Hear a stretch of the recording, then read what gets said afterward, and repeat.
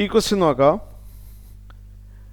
1, 2, 4y, x, 6, 3, 5 are the vertices of a parallelogram taken in order. Find x and y. ഇത് വളരെ important ആയിട്ടുള്ള question ആണ്, ശ്രദ്ധിച്ചിരിക്കണം. നമുക്കൊന്ന് റഫായിട്ട് വരച്ച് നോക്കാം അല്ലേ. ഈ 4 പോയിൻറ്റും ഒരു പാരലോഗ്രാമിൻ്റെ വെർട്ടീസസ് ആണ്. എ ബി സി ഡി ഒരു പാരലോഗ്രാമാണ്. 1,2 ആദ്യത്തെ പോയിൻ്റ്, പിന്നെ 4,y,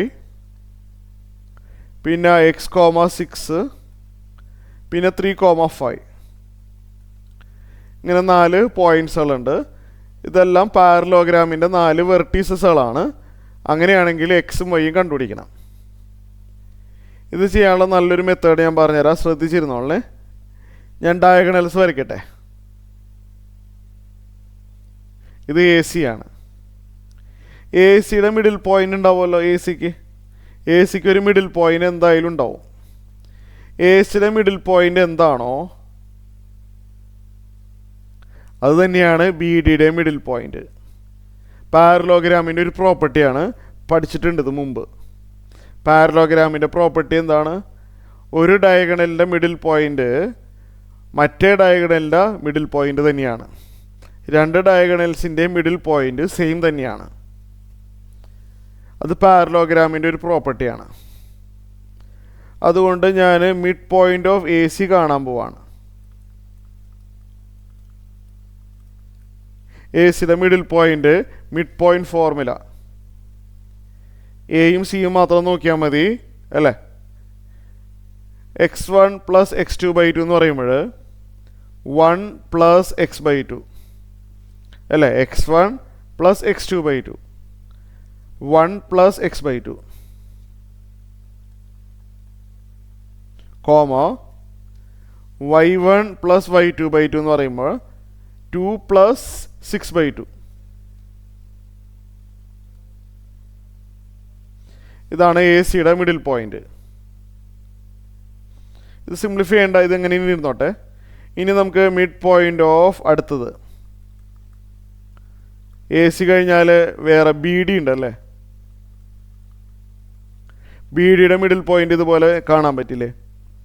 ബി ഡിയുടെ മിഡിൽ പോയിൻ്റ് എന്ന് പറയുമ്പോൾ x1 + x2/2 3 + 4/2 comma y1 + y2/2 ചെയ്താൽ 5 + y/2.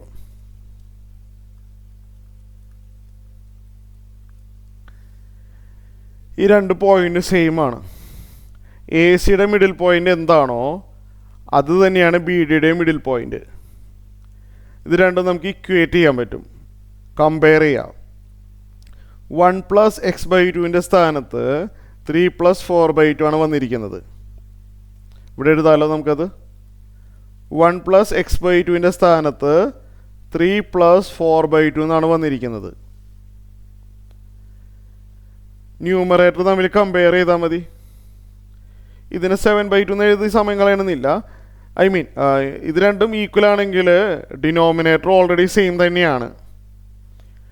ന്യൂമറേറ്റർ ഇക്വേറ്റ് ചെയ്യുമ്പോൾ 1 + x = 7 1 + x = 7 കിട്ടും, ഓർ x = 6. ഇനി ഇത് രണ്ടും ഈക്വൽ ആയിരിക്കണമല്ലോ, സെയിം പോയിന്റുകളല്ലേ ഇത് രണ്ടും. അപ്പോൾ 2 + 6/2ൻ്റെ സ്ഥാനത്ത് 2 + 6/2ൻ്റെ സ്ഥാനത്ത് എന്താ വന്നിരിക്കുന്നത്? 5 + y/2 വന്നു.